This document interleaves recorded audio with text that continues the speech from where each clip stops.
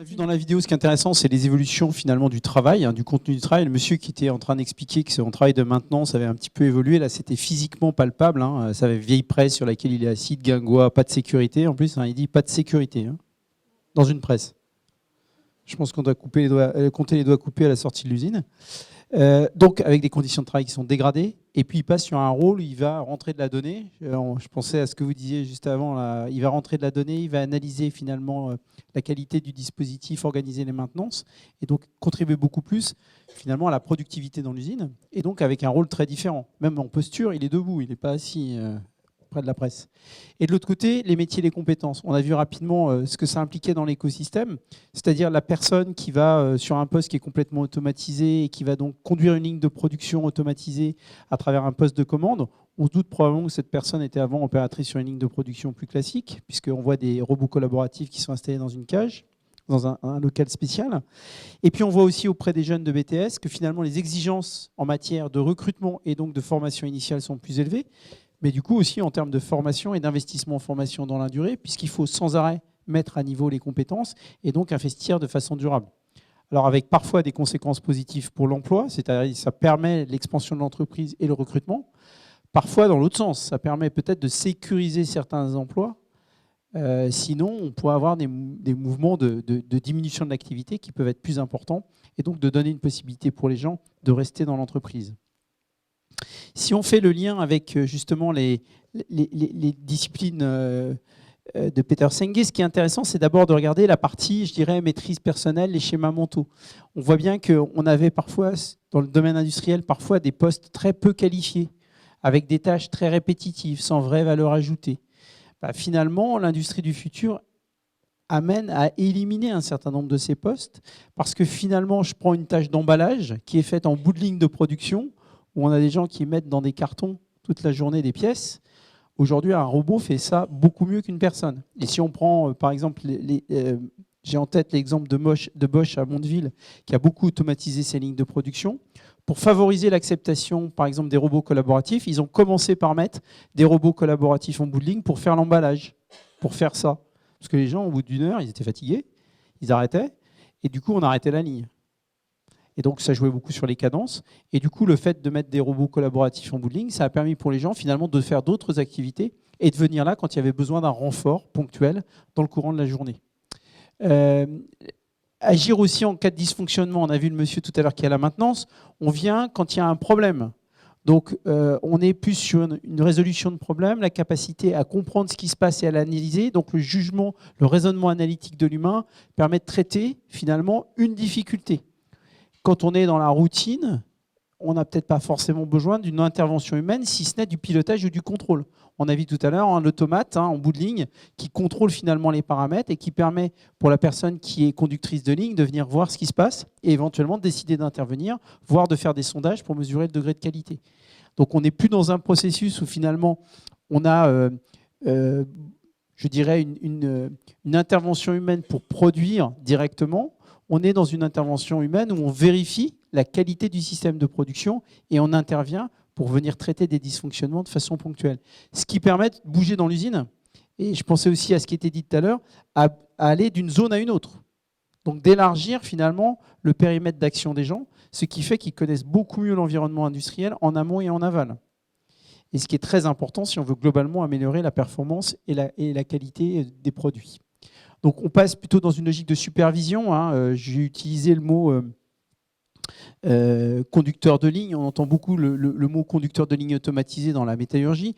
En fait, c'est quelqu'un qui assure une supervision sur des équipements industriels dans lesquels il y a aussi des humains, mais qui en fait supervise la production dans son ensemble, voire même de l'hypervision quand on est dans un poste de contrôle qui est au-dessus de la production et qui regarde justement les flux, la cohérence des flux et la façon dont il faut réguler les problèmes qui peuvent être constatés pour éventuellement intervenir sur le terrain et là, envoyer des individus régler les problèmes. Et de l'autre côté, on voit qu'on a des tâches qui sont finalement plus intéressantes. Alors, on a beaucoup rêvé tous de la polyvalence et de la rotation au poste, parce qu'il y a de la pénibilité. Bah là, on voit que la polyvalence et la rotation, elles peuvent s'organiser beaucoup plus facilement. Et en particulier, ça permet de maintenir des gens qui sont plus âgés en poste dans des équipements industriels et de réduire les difficultés liées à des inaptitudes physiques, parce qu'on va moins solliciter le corps. Alors, je ne parle pas non plus on va parler un peu plus tard d'autres solutions, mais on est quand même dans une logique qui est aussi de permettre à l'humain, à l'individu, de travailler plus longtemps dans le contexte industriel, avec moins de dommages sur la santé et finalement sur l'équilibre de l'usine. Diversification des tâches, être capable de faire du contrôle, de l'intervention, de la prédiction aussi, puisque avec plus de données, on peut être capable de produire et de prédire ce qui va arriver. Donc par exemple, de décider de faire une maintenance ou pas, en fonction des cadences de production, de le faire à tel moment plutôt qu'à tel autre, parce que c'est ça qui perturbera moins la livraison des pièces. Donc de travailler aussi sur les bons moments pour faire les bonnes choses sans perturber l'organisation. Aujourd'hui, quand on fait une maintenance, on arrête la ligne. Ou qu'est-ce qu'on fait en général ? On met les opérateurs en formation. Mais est-ce que les gens ont besoin d'être formés à ce moment-là ? On ne leur pose pas la question, parce que sinon, ils sont prêts à rien faire. Donc, on met tout le monde en formation. C'est un peu la récré, vous avez le droit d'aller jouer au ballon. Là, on dit non, il y a un moment de... Vous organisez votre journée. Et avec un sujet qui était évoqué tout à l'heure, c'est forcément l'organisation du travail. C'est plus dans du command and control classique, c'est-à-dire que l'opérateur va avoir l'initiative de choisir entre différentes tâches, celle qu'il priorise. Et puis le dernier point qui est intéressant aussi, c'est l'attrait du poste. On voit que pour les jeunes, du coup, venir dans l'industrie, c'est plus attractif, c'est plus intéressant. Et ils découvrent finalement des possibilités même d'évolution professionnelle qui n'étaient pas forcément celles qu'ils avaient perçues à l'origine. Donc on a des métiers aujourd'hui, on parlait tout à l'heure des AGV, des métiers de la logistique, où on voit que c'est des métiers hyper complexes, hyper sophistiqués, et qui du coup font appel finalement à des profils de beaucoup plus haut niveau, des gens qui font du réglage, du contrôle machine, et là aussi on voit que les niveaux montent, parce qu'il faut être capable de gérer en plus des technologies de plus en plus complexes. Deuxième point qu'on a abordé tout à l'heure, du coup c'est le rôle du management intermédiaire, et en particulier sur la représentation qu'on se fait du management intermédiaire. Donc le management intermédiaire, finalement, avant, il était dans un rôle d'organisation de la production. J'ai besoin d'avoir tant d'opérateurs à tel endroit pour faire tant de pièces avec telle cadence. Bon, pas super intéressant. En fait, on gère des plannings. On gère des trous aussi, parfois. Et donc l'intérêt dans ces cas-là pour la personne, c'est de se dire, voilà, aujourd'hui, mon rôle, c'est ça. Donc si demain, on m'enlève cette mission, mais je vais faire quoi ? En plus, j'ai le pouvoir. Parce que c'est moi qui décide de mettre machin ou machine sur telle ligne à tel moment. Et bien évidemment, il y a toujours les postes dont personne ne veut. Donc c'est aussi un moyen d'exercer son pouvoir. Et donc on a des enjeux de pouvoir à l'intérieur des équipes qui aujourd'hui pénalisent beaucoup, par exemple, la productivité ou le climat social. Parce que on a plein d'exemples comme ça. Il y a toujours les postes dont personne ne veut parce qu'ils sont pénibles, parce qu'ils sont en plus dommageables pour la santé. Les gens qui font par exemple des traitements chimiques sur des pièces, les conséquences sur la santé sont des fois néfastes. Et donc les gens ne restent pas sur ces postes, ils veulent sortir. Mais du coup, c'est un peu le purgatoire dans l'usine. Et il y a des postes comme ça qui sont compliqués parce qu'en fait, on n'arrive pas à tirer. Ils sont critiques, mais en même temps, on n'arrive pas à garder les gens. Et du coup, il y a un sentiment parfois par les managers de dire « Ah oui, mais je vais servir à quoi, moi, demain, là, dans l'affaire là ? Les opérateurs, ils vont se débrouiller tout seuls, et moi, je vais faire quoi ?» Et bien, en fait, le rôle, il est en train de changer. C'est justement de travailler dans les interstices. Comment on s'assure que moi, à la logistique, je travaille bien avec l'équipe de production et en amont avec les appros ? Comment je travaille bien, moi, quand je suis au contrôle qualité en bout de ligne, avec l'équipe production pour bien remonter les informations qui sont nécessaires pour que la nomenclature des problèmes de production soit bien connue et qu'on remonte en avant pour les analyser et peut-être changer notre process, voire revoir typiquement la matière qu'on achète pour faire le produit. Le soutien de l'équipe. Je suis là pour aider à la résolution de problèmes. Donc en fait, ils se retrouvent dans un rôle de facilitateur qui est très différent d'aujourd'hui, où on leur pose une question, il faut qu'ils savent répondre. Le chef doit tout savoir, et les opérateurs regardent. Là, on est dans une logique où on pose des questions, l'équipe essaie d'avancer, et le superviseur, il est dans le questionnement. Et il peut poser des questions pour voir si finalement la résolution de problème, elle a bien été faite en équipe, elle a bien été comprise et admise par tout le monde dans l'équipe. La solution est bien acceptée, il n'y a pas une voie divergente. Et donc, on revient sur ce qu'on disait tout à l'heure dans l'équipe apprenante. C'est aussi la capacité pour quelqu'un de dire « Moi, je ne suis pas d'accord avec la solution, je trouve que ce n'est pas la bonne voie. » Et le manager doit faire entendre la voix de celui qui est un peu divergent. Donc, le rôle est beaucoup dans la facilitation. Et c'est pour ça qu'il va falloir probablement former massivement nos collaborateurs qui sont en supervision à la facilitation pour leur permettre justement d'aider les équipes à trouver des solutions par elles-mêmes et à renforcer leur capacité d'autonomie. Et puis, c'est aussi une aide à la décision. Il y a parfois des décisions qui sont difficiles à prendre. On va arrêter la ligne. On va arrêter la ligne, ça veut dire potentiellement une perte financière pour l'entreprise, potentiellement peut-être même d'autres conséquences pour les collaborateurs. Donc, si on prend cette décision et qu'on l'a prise ensemble, comment moi, en tant que manager, je peux porter cette décision, la mettre dans un cadre qui fait qu'elle est acceptée par d'autres. Et je reviens sur la liaison interservice, ceux qui sont en aval, qui ne vont pas tarder à se tourner les pouces, et ceux qui sont en amont, qui vont non plus pas tarder à se tourner les pouces. Et du coup, qu'est-ce qu'on fait collectivement pour occuper finalement ce temps qui est maintenant disponible pour faire des tâches à valeur ajoutée? Et c'est là où la polyvalence, la mobilité des gens, éventuellement la capacité de les réaffecter dans d'autres parties de l'usine pour se déplacer, c'est là qu'on peut avoir une vraie efficacité. Et je vais prendre un exemple d'une entreprise, je ne citerai pas le nom, où il n'y a plus de... Quand les opérateurs arrivent dans l'usine, ils ont un tableau avec leurs affectations et ils vont directement sur l'affectation dans l'usine, quel que soit le poste vacant.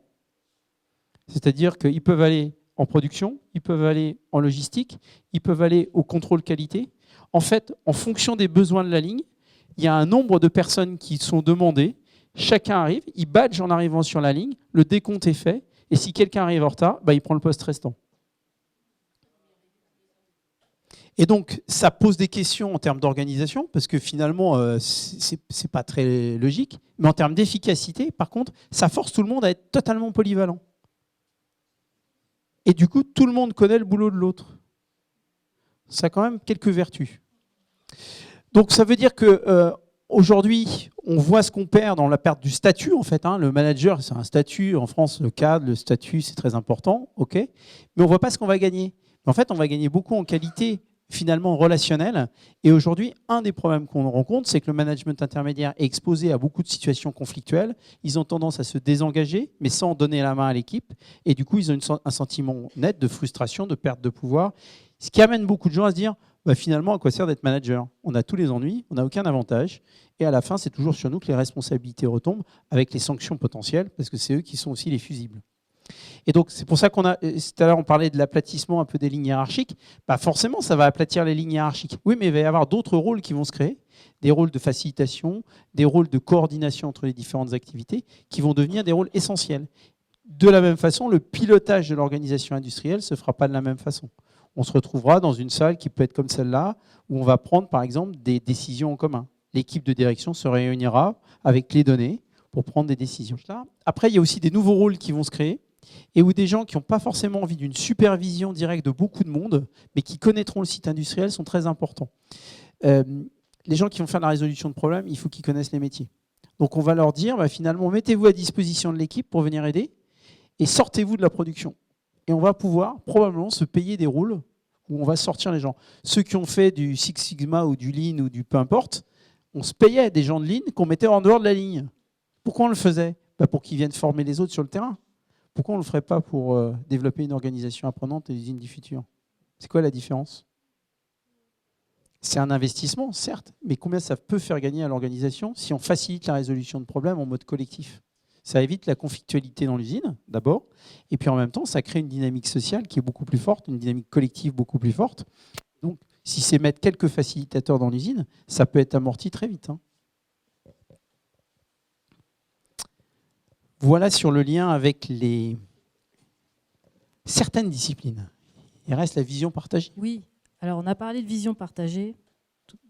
Vous en avez parlé aussi dans vos projets.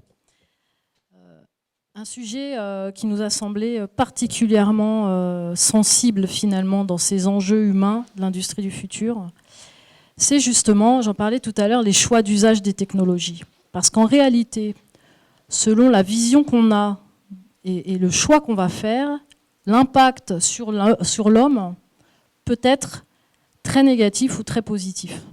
Donc on vous a exposé des choses plutôt positives. En réalité, c'est un vrai choix. Alors je donne un exemple. Là, vous avez des lunettes de réalité augmentée. En fait, les lunettes de réalité augmentée, ça projette, on va dire, sur un poste de travail on va dire, comme un modèle numérique, et pour aider l'opérateur à réaliser ses opérations, par exemple. Qu'est-ce qui se passe? Ce sont des données qui arrivent dans les lunettes ou dans le casque. Donc là, il peut y avoir une forme d'intrusion cognitive. Et donc, vous pouvez choisir que ça soit positif pour l'homme et qu'il puisse contrôler ces intrusions. Et en même temps, vous pouvez choisir, en tout cas les ingénieurs, on va dire, qui s'occupent de tout ça, que l'intrusion cognitive ne soit pas, voilà, soit continue et que donc il n'y ait pas du tout de contrôle de l'opérateur. Ça ne donne pas du tout la même chose pour l'opérateur. On parlait de données tout à l'heure. La réalité augmentée permet justement, comme je vous disais, d'envoyer des données sur le poste, mais aussi finalement d'en récupérer. Ça veut dire que potentiellement, il peut y avoir une surveillance accrue des opérateurs grâce à ces données-là. Parce qu'on sait tout.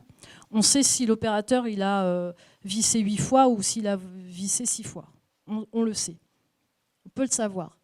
Donc c'est aussi un choix de dire j'anonymise les données pour améliorer la fiabilité, etc. Ou au contraire, j'en fais un outil de surveillance accrue.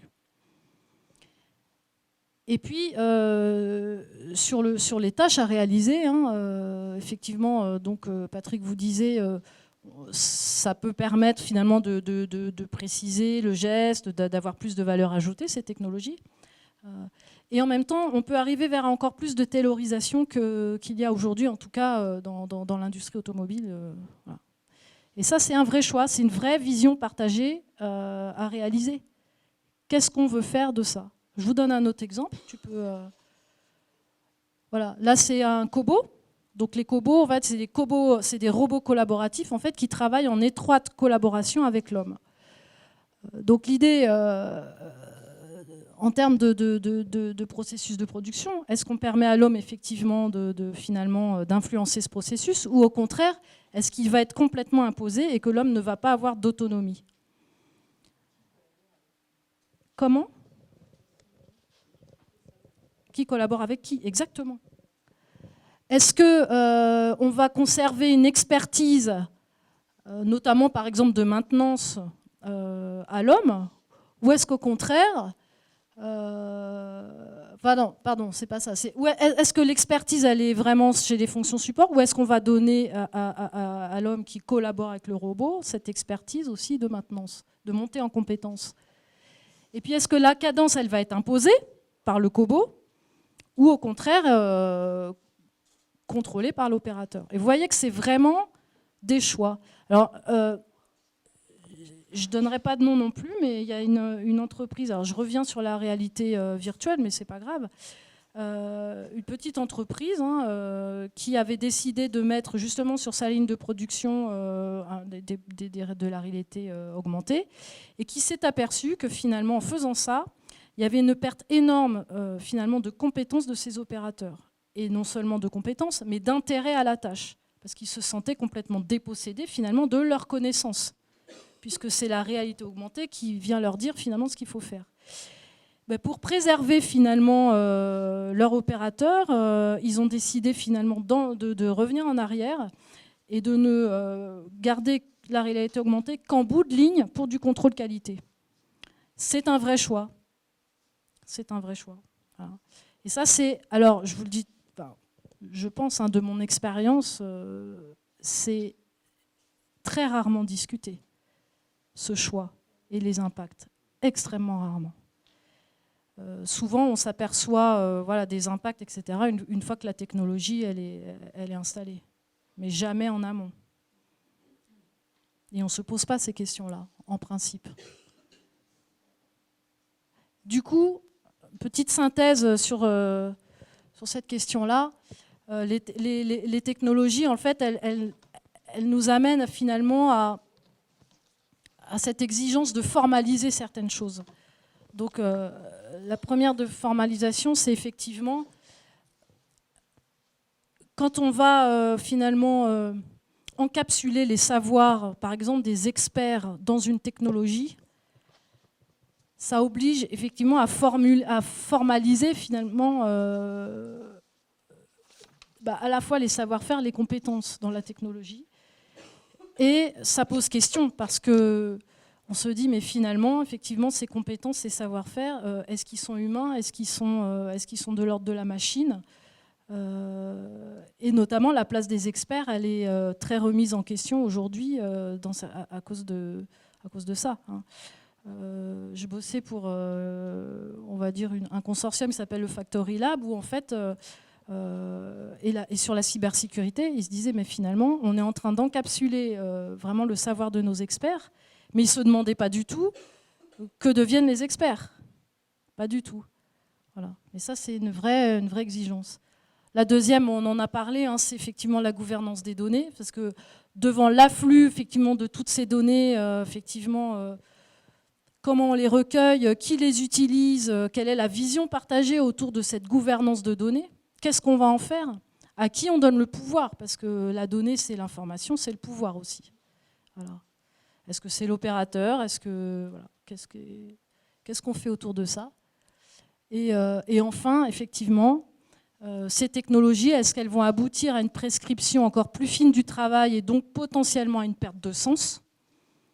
Ou est-ce qu'au contraire, on va remobiliser des savoirs, permettre une montée en compétences et, j'allais dire, presque alors moi, c'est mon dada de dire, finalement, est-ce que ces technologies permettent d'augmenter finalement le génie humain, quoi. En fait, de prouver le génie humain face à la machine, finalement. Et encore une fois, voilà, ces réflexions sont des choix que les entreprises doivent faire.